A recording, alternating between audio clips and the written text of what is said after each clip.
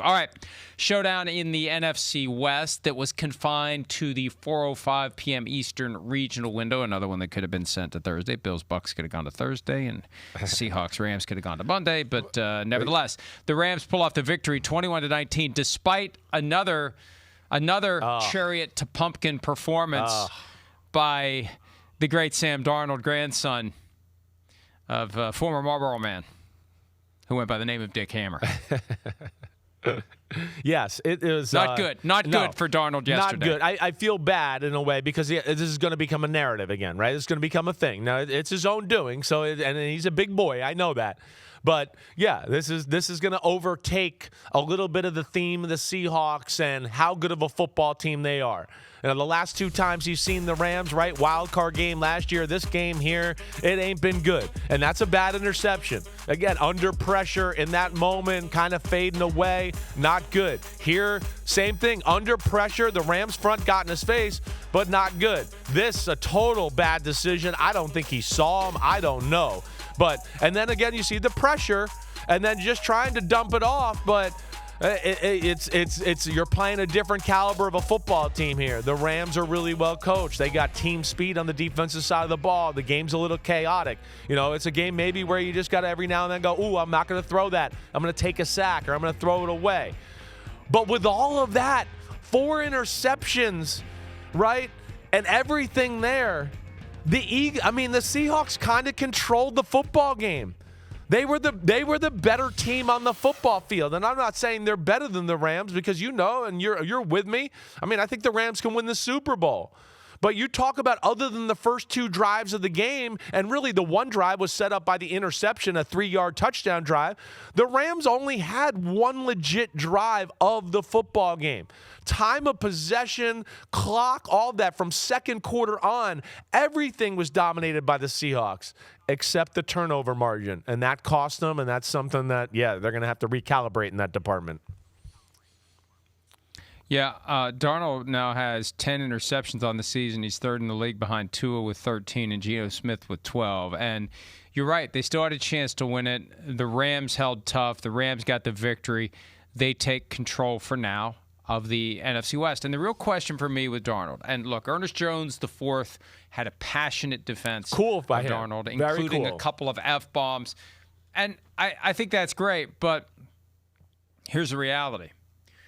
We've seen this now, and it's a far better narrative than chasing ghosts or seeing ghosts or whatever it was. Seeing ghosts. It's a situation where Darnold plays very well in the low pressure to mid pressure games, but when the brights are the lightest, Simsism. The brights of the lights are there. When the lights are the brightest, and the pressure is the highest, that's when it doesn't work. And we saw it week 18. That's where it started last year against the Lions. We saw it in the playoff game, although that was a total team failure. And now we see it again. In the biggest game of the year, the most consequential outcome so far, we saw it happen. And they've got 3 winnable games coming up, and then they've got a Sunday, Thursday, Colts, Rams turnaround. Both games at home, Thursday night game. That's Sunday and Thursday, week 15 and 16, I believe it is. That's critical. And we'll see. We'll see when he gets another opportunity. He's the one that got to change his narrative. Yeah, that's right. And that's the problem with these narratives, that with each passing game, it becomes more of a talking point. So if they do win the next 3, as they should win each of the next 3 games. Colts, Rams, week 15, 16. It's going to be more than ever. Can you avoid not playing as well as you have? I'm trying to be tactful here and not say anything that should get bleeped, but can you avoid that outcome when we have these huge games? Because after that, they've got 2 winnable games. Not that the Panthers are slouches this year, but Colts-Rams are the 2 big games the rest of the way. What's Sam Darnold going to do the next time he has that opportunity? That's all that Seahawks fans and anyone else is going to be thinking about. Yeah, I hear you. We're all going to be thinking about that. We're all going to be watching it, and then it's going to be on him to change that narrative. And like you said, the team's got his back. He's done a lot of really good things. But I think there's maybe some lessons to be learned there about big game football. And like you're talking about, when you're playing the teams that are in the upper echelons, there's just certain plays and things you're not going to get away with that you might with other football teams. You might have to dial it in just a little bit on being so aggressive. The thing we've praised Sam Darnold and the Seahawks offense for in so many ways is, hey, they try to make plays. They push the ball down the field. He's one of the league leaders in yards per attempt. So they're scary that way.